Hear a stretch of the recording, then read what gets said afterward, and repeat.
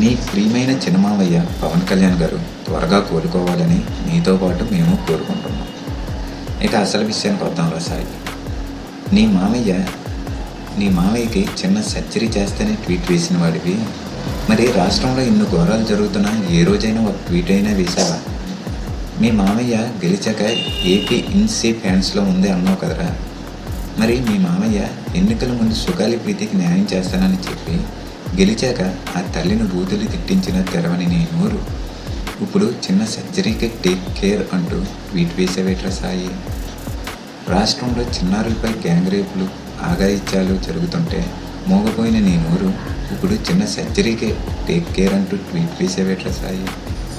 విచ్చలవిడిగా గంజాయి డ్రగ్స్ దొరుకుతున్న సొంత పార్టీ వాళ్ళే దొరికిపోయిన స్పందించిన నీ నోరు ఇప్పుడు చిన్న సర్జరీకే టేక్ కేర్ అంటూ ట్వీట్ వేసేవేట్రా సాయి.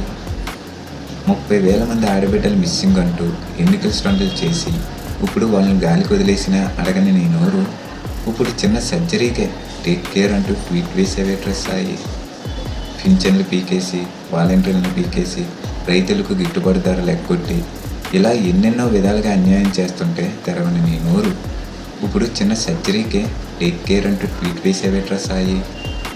ప్రజల కష్టాల కన్నా మీ మావయ్య సర్జరీ నీకు ముఖ్యమైపోయిందా సాయి ధర్మతేజ్?